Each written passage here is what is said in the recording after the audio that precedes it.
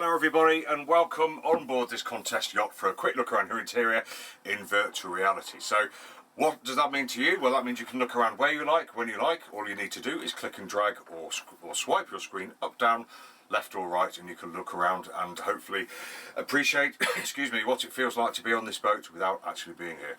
I will move the camera, which makes some people feel a little bit sensitive, so when I'm about to do that, I will let you know so you can avert your eyes, and then when the camera's safe again, I will let you know you can return to the tour with me, but let's hope that doesn't happen. So here we are on this lovely boat. She's a vintage yacht, lovely cockpit outside, really nice interior. As you can see, we're light, bright and airy. I'm 5'9", I'm not touching the roof here, so there's probably about 5'10" there. It does slope down as we go forwards, but who cares, because we're only going forwards to use the toilet or to go to bed, so no problem at all.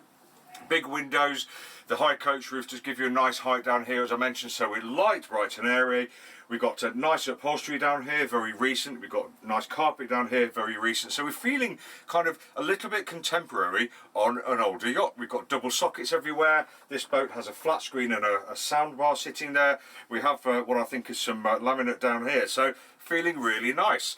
Now as you come through the companionway, nice and easy to get through. You're over the galley where you're sitting, so somewhere to make your coffee and tea, etc., cup of soups, all that kind of stuff.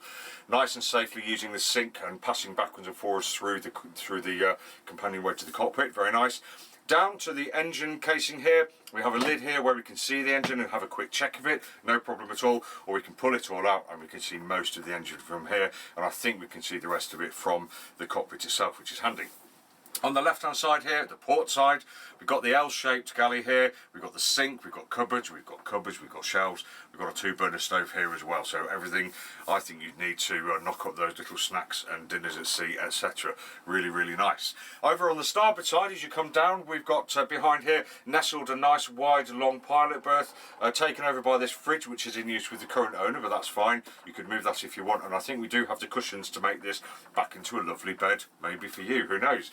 And moving forwards, you can see we've got the nice chart table here. We have an air fryer on this boat, which more and more people are taking to, which is very interesting. We'll report on that on another video. We've got more sockets, we've got an electrical safety, we have a chart plotter I think behind there, we've got a fusion stereo, electrics panel, and the VHF radio there as well too. So everything that you should need to navigate a boat like this, I think, at sea. Forward facing chart table with a hinged lid to stow bits and pieces underneath there as well. Really, really nice. Moving on around the compartment, as I mentioned, we've got a lovely carpet. We have a square cut out here to allow access to the bilge. I don't think we have storage either side beneath the saloon seating, but there is storage here. We're probably given to tanks underneath, but I think you'd agree it just looks lovely down here. We've got nice colours, kind of soothing zen colours down here. We've got the nice wood all the way around with literally almost dozens of cupboards with their lovely vintage catches on them as well, and a couple of nice shelves there with fiddles. So lots of storage on this boat, plenty of room, good standing headroom in this area, and somewhere I think really nice to relax and recuperate after those long days at sea, or if you're at sea, plenty of space to just get yourself sorted out and get this boat sailing. Really, really nice, and I bet she sails well. So yes, very, very nice looking. Right, I'll pick you up for the first time and I will just take you straight through here. So we're moving forwards now, and I'll place you in the head compartment. There we go, so you're down a little bit lower. And as you can see, as we walk in here, I'm just snooping underneath to get in here, but once I'm in, we're up again. We've got a nice hatch here which gives us the extra head height.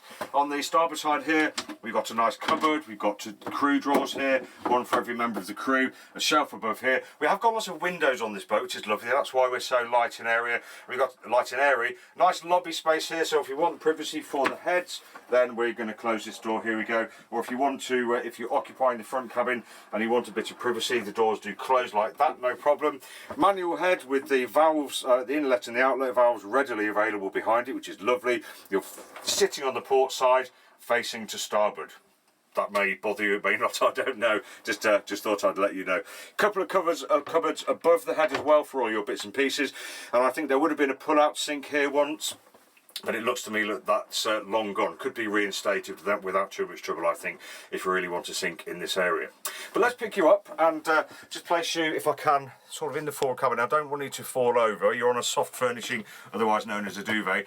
But you can see we've got a nice long, reasonably wide berth here. So you're up, you're through this aperture here, you're turning around, you're pushing your feet down the other end, and I think you're then in for a nice, comfortable, nice and sleep. Snug at that end because the coach roof drops down to the foredeck, but your feet are only going to be down there unless you want your head at that end, in which case you won't be able to sit up in bed. I don't think there'll be much sitting up in bed reading here, but generally speaking, it's for sleeping, looks nice and cosy, and I'm sure will be really comfortable if you're staying on board. How nice is that? Okay then, we'll pick you up again, and I'll just take you forwards, and I'll plonk you right there, where I'll just sum up by saying that this has been Tim from Boatshed Yacht Brokers, just taking you for a quick tour around the interior of this Contest 30 contest yacht. If you'd like any more information, or if you'd like to see other boat reviews, just go to our YouTube channel, where you'll find all sorts of boat reviews, from the smallest little fishing boats to the biggest, poshest and most expensive boats in Brighton Marina, and probably in Sussex as well in the UK. So thanks for watching. See you again next time. Take care.